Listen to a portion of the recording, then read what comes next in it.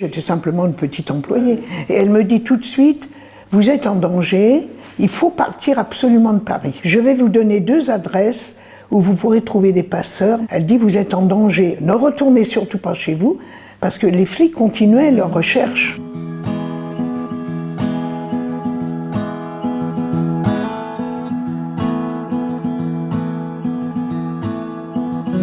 Lucienne Rodil, bonjour. Bonjour. On est ravis d'être chez vous, voilà, parce que vous êtes à vous toute seule un livre d'histoire.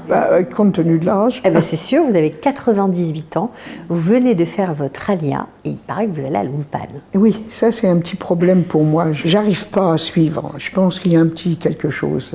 Bon, enfin, vous y allez quand même. Oui, j'y suis. Et pas ce matin encore. J'ai cru que ce serait plus facile puisque les lettres sont comme en yiddish. C'est pas dans le même ordre.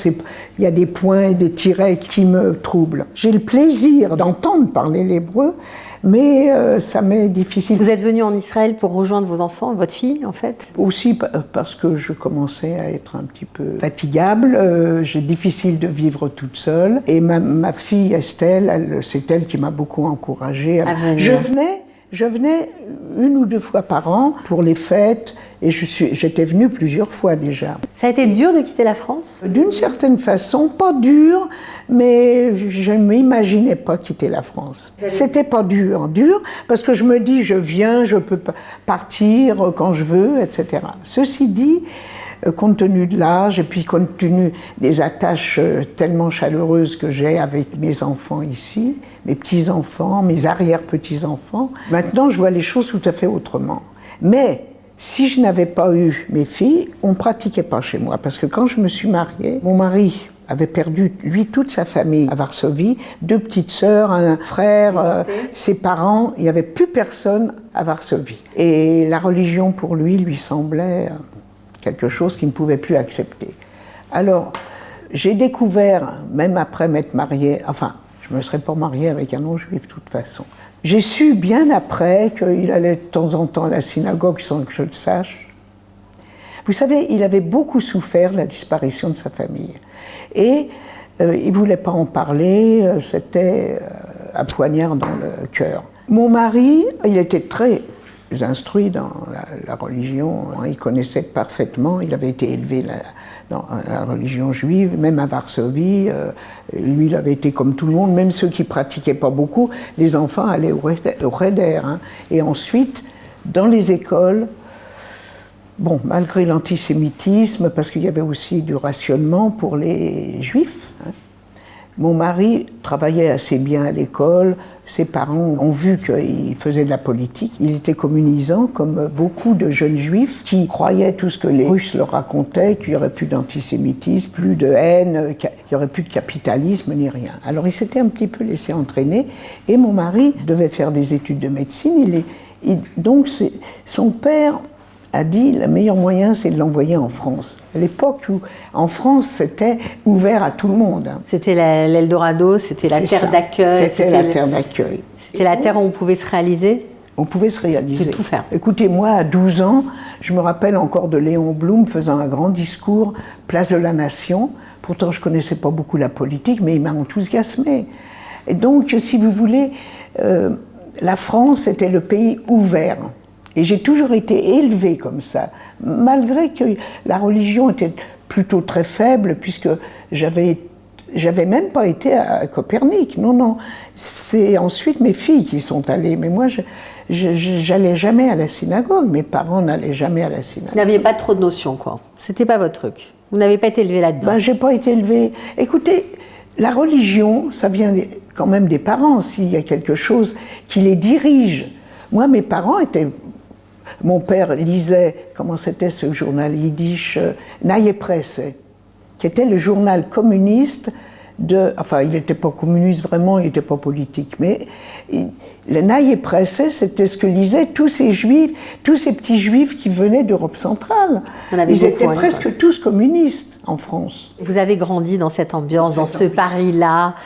Quand vous me parlez de Léon Blum, 1937, vous avez 13 ans, donc vous êtes une petite jeune fille, puis après les choses vont se compliquer, la guerre va se déclarer. Et juste avant, vous écoutiez déjà, je crois que vos parents avaient une une petite radio, parce que c'était pas chez tout le monde déjà. Une petite radio, oui.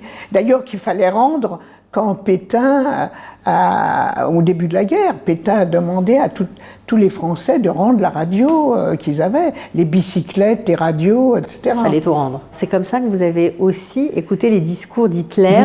Vous avez écouté les discours d'Hitler? J'ai écouté, peut-être pas tous les discours, mais j'en ai écouté plusieurs. Hein. Ça faisait quoi? Ça m'a fait froid dans le dos. Il parlait tout le temps de faire détruire les Juifs. Les Juifs étaient responsables de tout. Hitler n'avait que ça comme argument. Vous compreniez l'allemand? C'est curieux, mais l'allemand, alors il parlait allemand évidemment, mais mes parents parlaient yiddish et je comprenais pas tout, mais je comprenais une grande partie de ce que disait Hitler, parce que le yiddish et l'allemand c'est quand même assez proche.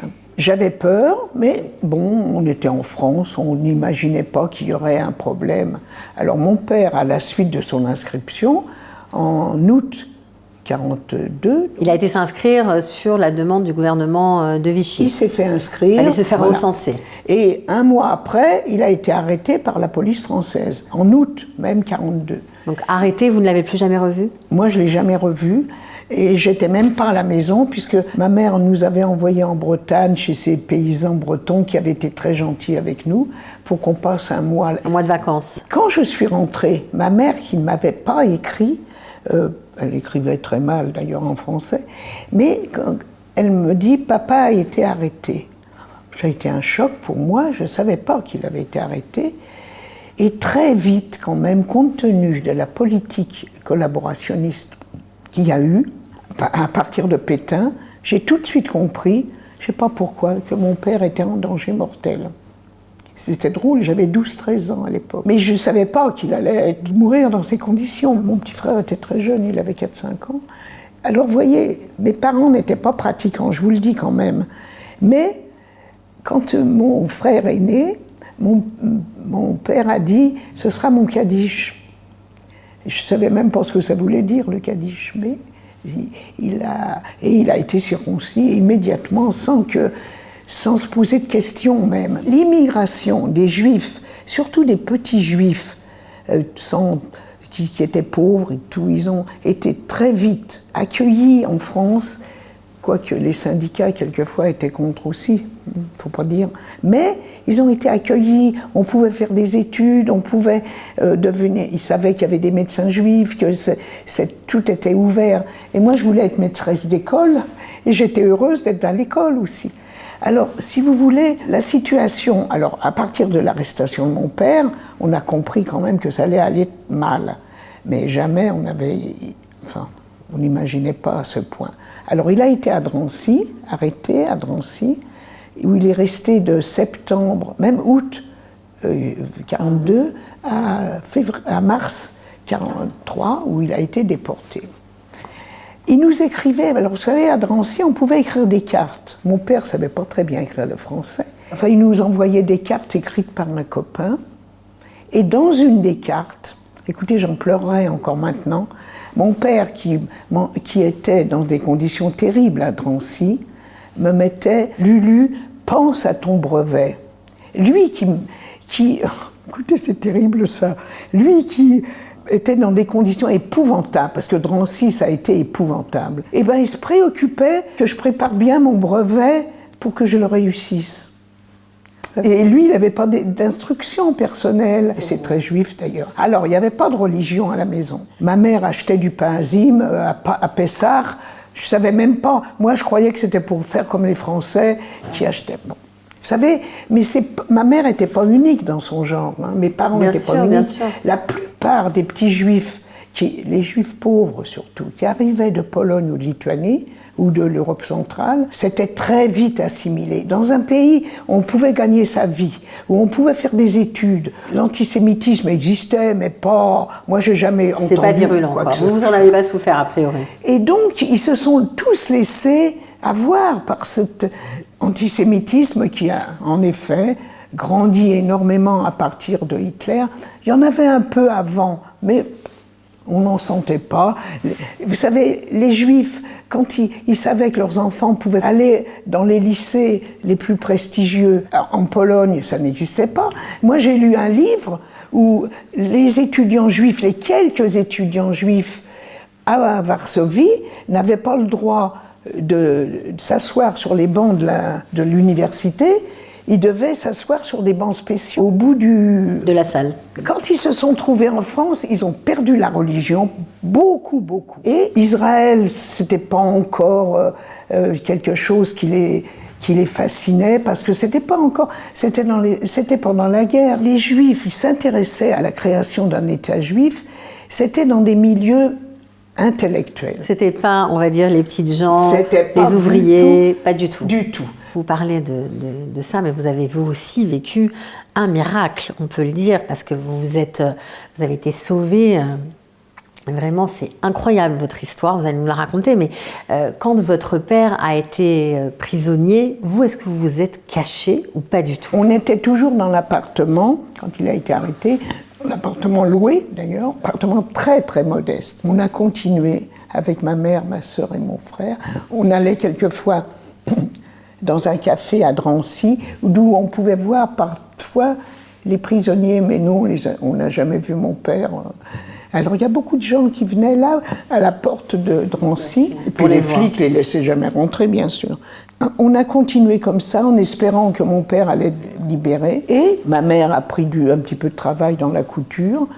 Moi, alors j'allais au lycée à ce moment-là, Edgar Quinet à Paris. Bon, il n'y avait plus d'argent à la maison, donc j'ai quitté le lycée, j'ai commencé à travailler à 17 ans. Partout où j'écrivais pour avoir du travail, on me demandait les banques, tout ce qu'ils pouvaient avoir. On demandait la religion. On vous demandait la religion déjà, à l'époque, c'est incroyable. En 1942, on demandait la religion. C'était l'administration de Pétain qui nous demandait la religion. Et donc si vous disiez que vous étiez juive, évidemment, vous n'aviez pas le job. Quand je disais que j'étais juive, j'avais rien. Alors écoutez, l'enseignement maintenant en France est peut-être pas brillant, mais je peux vous dire qu'à l'époque, c'était extraordinaire. L'institutrice que j'avais à l'école m'a dit « Écoutez, je connais quelqu'un qui travaille à la caisse d'allocation familiale, elle ne vous prendra peut-être pas, mais allez la voir, elle a peut-être des relations. » À la caisse d'allocation familiale? Oui, de Paris. Le 16 juillet 1942, il y a eu la fameuse rafle du Veldiv. Et je rentre à la maison.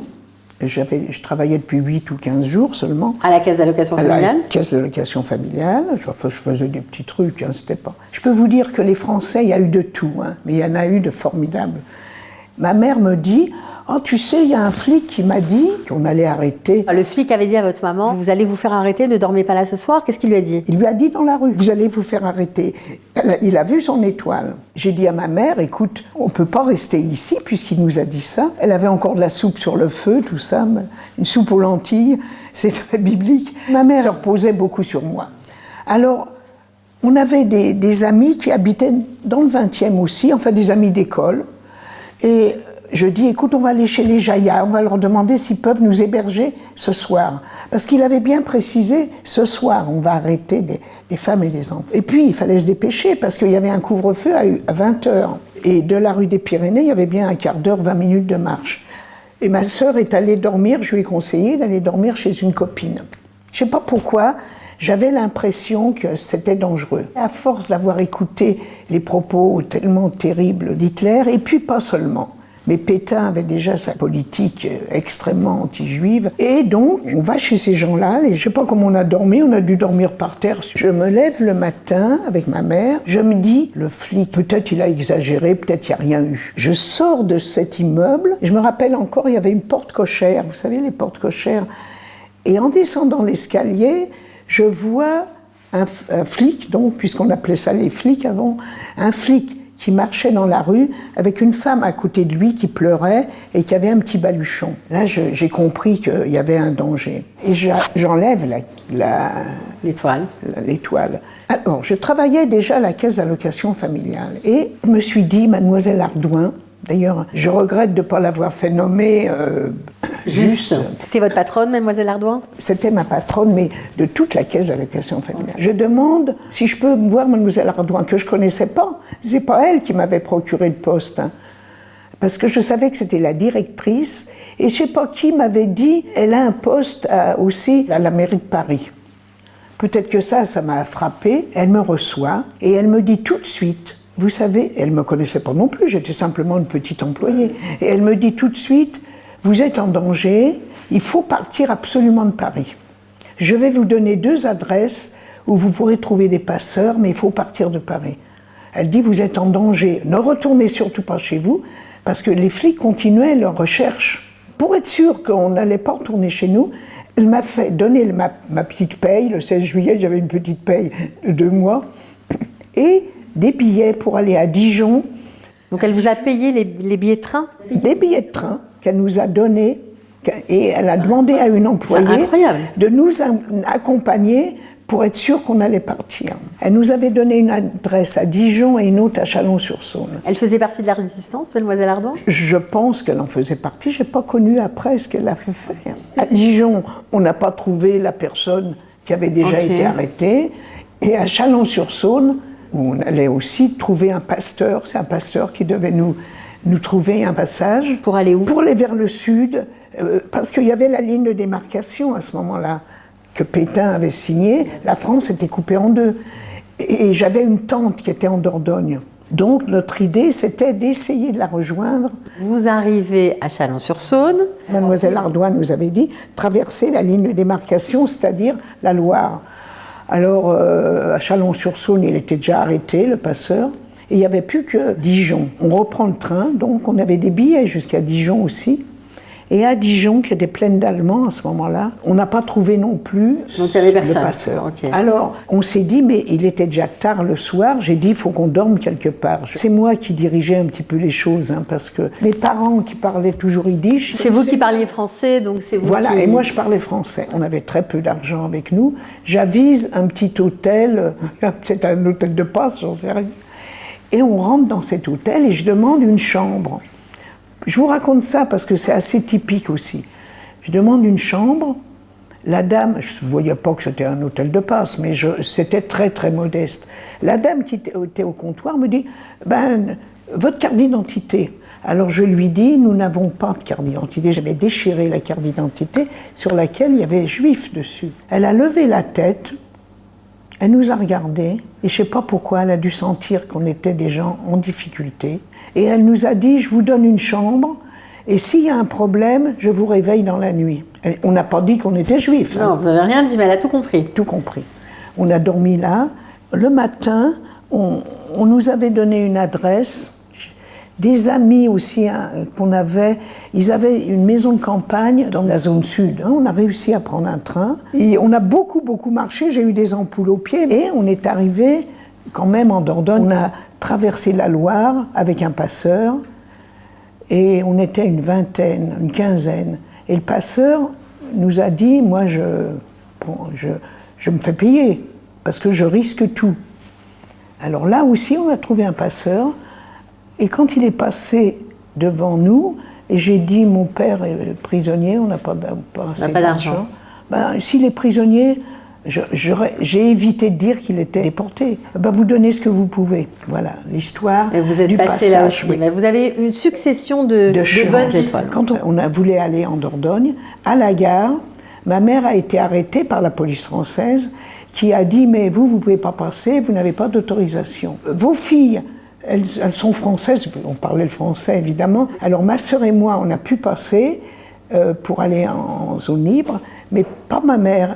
Ils l'ont affectée. Ils ont dit, écoutez, il n'y a pas de place dans les camps maintenant, mais vous allez travailler dans un petit hôtel. Et ils nous ont dit, quand vous serez en Dordogne, si vous obtenez l'autorisation de la préfecture, vous pourrez faire venir votre mère. C'est ce que vous avez fait ? C'est ce qu'on a pu faire, mais après, bien des péripéties aussi. Est-ce que vous avez passé la guerre cachée en Dordogne jusqu'à la fin de la guerre ? Jusqu'à la fin de la guerre. La tante nous a donné une adresse d'une paysanne qui pouvait louer non pas une chambre, c'était un hangar. C'était des conditions C'était terrible, oui. Très mais difficiles. On était à l'abri déjà et on croyait qu'en zone libre, rien ne se passerait. On a été installés, moi j'ai trouvé du travail à Périgueux, ça a duré 3 ans. J'allais à Périgueux avec le car d'abord, après il n'y avait plus de car, c'était à 35 km de ces paysans où ma sœur, ma mère et mon petit frère, ma sœur avait proposé... Vous étiez la seule à travailler ? Ma sœur, c'est elle qui a... Les paysans ne lui ont pas demandé de travailler. Elle avait 13 ans, ils ne lui ont pas demandé. Elle a dit, ils sont tellement aimables, je vais les aider. Je vais garder les moutons. Elle a gardé les moutons pendant 3 ans. Ma mère faisait de la cuisine juive pour plaire à ces paysans qui étaient très contents. Ils sont restés 3 ans. Moi, de Périgueux, je venais toutes les fins de semaine avec le car et après, je venais avec un vélo parce qu'il n'y avait plus de car, enfin, là aussi.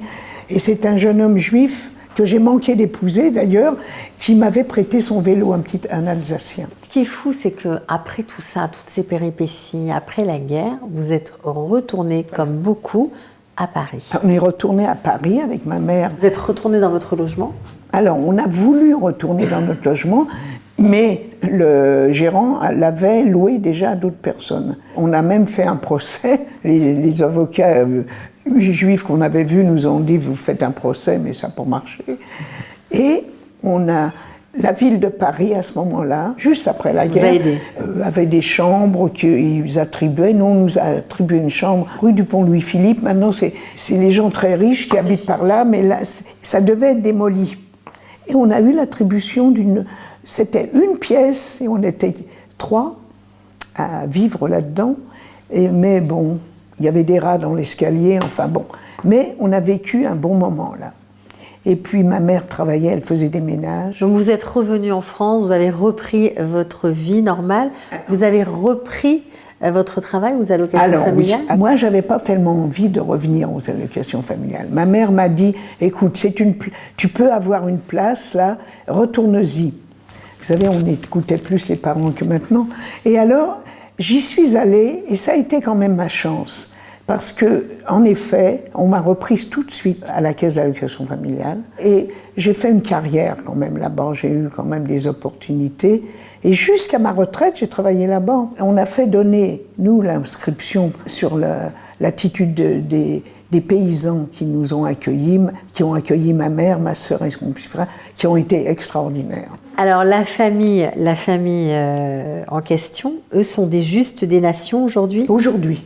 Vous pouvez voir à Yad Vashem, leur nom, Boussari, B-O-U-2-S-A-R-I-E.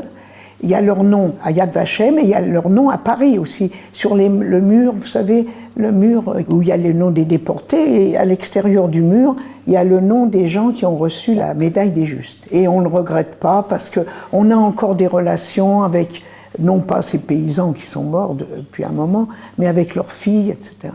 Qu'est-ce que ça vous fait aujourd'hui, après tout ce que vous venez de me raconter, de penser, de réaliser que vous êtes en Israël, que vous avez des petits-enfants juifs qui vivent librement ? Il aurait été fier, lui, d'avoir des petits-enfants ici ? Ah, il aurait été heureux, oui. Alors, mon mari, je ne savais pas, mais il y a plein de livres à la maison qui sont sur la religion juive. Estelle et Sylvie, mes 2 filles, elles n'étaient pas non plus élevées religieusement, puisque mon mari, puis même moi, j'avais aucune attirance. Si, moi je cotisais au mouvement libéral, j'ai toujours payé ma cotisation, et j'y allais de temps en temps. Même assez souvent, ça m'intéressait. Mon mari était très heureux qu'elle vienne en vacances en Israël. Il se trouve qu'Estelle est partie avec un groupe juif. Donc elle est partie avec Yaniv. Et là, elle a rencontré une jeune fille très pratiquante. Et à partir de ce jour-là, elle a toujours fréquenté les milieux juifs. Estelle a fait connaissance au bout de quelques temps de Bruno Blum. Donc elle a fait son alia. Ils ont fait leur alia il y a seulement 7-8 ans. Est-ce que vous croyez au destin ? Je crois au destin. Pour moi, le destin, mon mari le disait aussi, on a une ligne de vie qui est tracée dès la naissance. Quand je vis ici, je crois quand même qu'il y a quelque chose. Même la création d'Israël, c'est miraculeux. Hein. Depuis que vous êtes là, vous avez changé de vision sur Israël ? Ah oui, j'ai changé, mais j'ai jamais eu l'idée de venir en Israël, vivre. C'est vrai, mais maintenant que vous êtes là... Ah ben ça, c'est autre chose. En quoi ça a changé ? D'abord, le fait que mes 4 enfants sont là et que j'ai même des arrière-petits-enfants ici. Alors, je venais en vacances de temps en temps. Je restais un moment quand même. Et puis, Bon, mais j'ai pas, pendant longtemps, j'ai pas pensé m'y installer. Même si maintenant, j'ai la double nationalité, mais bon, je vais pas aller revivre à Paris comme je vivais avant, mais j'aimerais bien y aller de temps en temps. Mais j'admire beaucoup Israël. Et voir vivre cette famille de façon pratiquante, ça m'a beaucoup fait changer les idées. Je pense que la vie en Israël, c'est une vie qui correspond peut-être pour ceux qui appellent Dieu à ce que Dieu a voulu. Mais bon, je ne veux pas trop, compte tenu de ce que je pense, pas trop mettre l'accent sur la divinité, mais je pense qu'il y a eu quelque chose qui a fait que les Juifs ont recouvré cette terre qui a été abandonnée depuis si longtemps.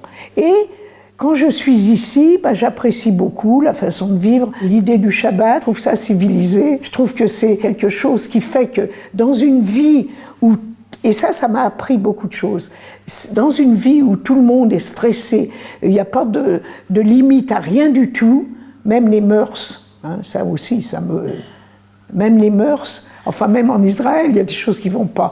Mais je pense que la morale juive, peut-être pas tout à fait les pratiques, mais la morale est moderne. C'est quelque chose qui est très important, que les gens aient quelque chose qui va au-delà du plaisir immédiat. À votre âge, quand même, 98 ans, si vous regardez un petit peu en arrière, tout ce qui vous est arrivé, là c'est l'anniversaire de ce premier convoi.